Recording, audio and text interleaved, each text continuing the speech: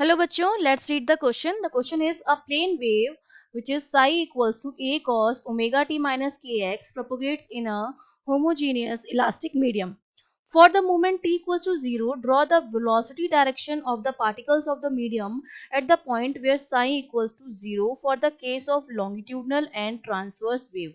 दोनों ही वेव्स के लिए हमें psi equals to 0 पर क्या करना है, वेलोसिटी की डायरेक्शन को ड्रॉ करना है। तो देखिए इस क्वेश्चन को सॉल्व करने के लिए हमारा जो की कॉन्सेप्ट रहेगा वो हमारा क्या रहेगा। जब हम लॉन्ग ट्रांसवर्स वेव है आपके पास और एक लॉन्गिट्यूडनल वेव है, लॉन्गिट्यूडनल वेव में क्या होता है कि जो वेव प्रोपोगेशन होता है, वेव प्रोपोगेशन की डायरेक्शन में ही हमारे जो मॉलिक्यूल्स होते हैं वो वाइब्रेट करते हैं, मतलब दोनों जो होते हैं वो सेम प्लेन में होते हैं। और ट्रांसवर्स में दोनों क्या होते हैं, एक दूसरे के क्या होते हैं, परपेंडिकुलर होते हैं। ठीक है, जो वेव प्रोपोगेशन होती है और मॉलिक्यूल्स के वाइब्रेशन की जो डायरेक्शन होती है वो दोनों एक दूसरे के क्या होती हैं, परपेंडिकुलर होती हैं। ठीक है, तो अब देखिए हमारा जो की कॉन्सेप्ट रहेगा, हमें साई की वैल्यू गिवन है जो कि हमारा क्या होगा, ये प्लेन वेव है और उसका क्या होगा, डिस्प्लेसमेंट होगा साई इक्वल्स टू ए आपका एम्पलीट्यूड होगा कॉस ओमेगा टी माइनस के एक्स।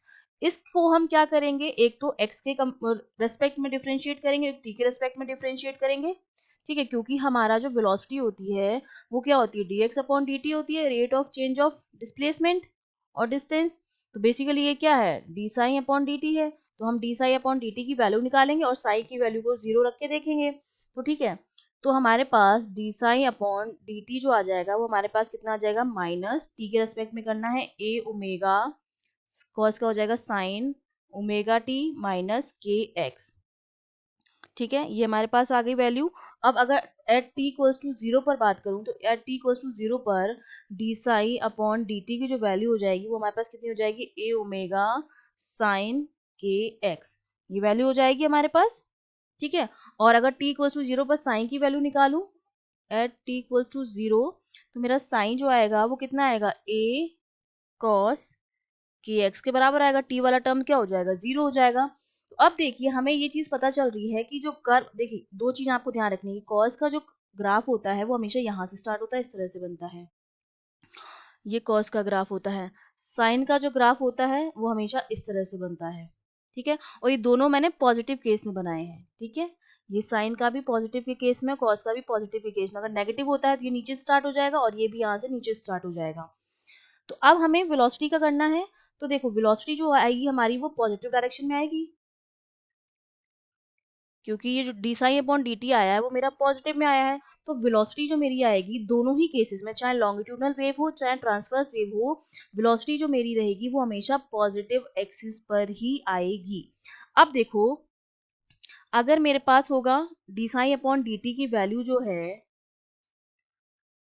अगर पॉजिटिव है, क्योंकि हमारे पास हमने जब यहाँ से निकाला तो पॉजिटिव आया है, तो अगर वैल्यू पॉजिटिव है तो हमारी जो लॉन्गिट्यूडनल वेव होगी वो होगी पॉजिटिव एक्स डायरेक्शन में, और ट्रांसवर्स वेव की केस में वेलोसिटी होगी पॉजिटिव प्लस वाई डायरेक्शन के केस में, क्योंकि ट्रांसवर्स केस में जो मॉलिक्यूल्स का वाइब्रेशन होता है वो वेव प्रोपोगेशन के क्या होता है, परपेंडिकुलर होता है।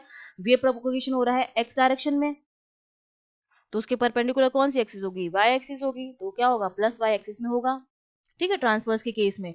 और अगर D psi upon D T की वैल्यू नेगेटिव आ रही है तो उस केस में क्या होगा, लॉन्गिट्यूडनल के केस में तो वेलोसिटी जो आएगी वो आएगी माइनस एक्स डायरेक्शन में, और ट्रांसवर्स के केस में वो आएगी माइनस वाई डायरेक्शन में। ठीक है, तो ये हमारा क्या हो गया है, आंसर हो गया है। और हमें पता है D sine upon D T जो आया है वो साइन का कर्व है, तो जो कर्व बनेगा हमारे पास एक्स एक्सिस पर हम वो ले लेंगे एक्स की वैल्यू, और D sine upon D T आ जाएगा यहाँ पर, जो कि बेसिकली मेरा क्या है, v है। तो जो कर्व बने, ग्राफ जो बनेगा वो इस तरह, सॉरी साइन का ग्राफ बनेगा। साइन का ग्राफ हमारा किस तरह का बनता है, ये हमारे पास हो जाएगा। ठीक है, इस तरह से साइन का ग्राफ हो जाएगा। ये वैल्यूज हो जाएंगी हमारे पास, एम्पलीट्यूड की मैक्सिमम वैल्यूज हो जाएंगी। ये यहाँ पर क्या हो जाता है, ए ओमेगा हो जाता है, और नेगेटिव के केस में क्या हो जाएगा, माइनस ए ओमेगा हो जाएगा। तो इस तरह से हमारा जो है वो कर्व बन जाएगा। I hope you understood well, all the best.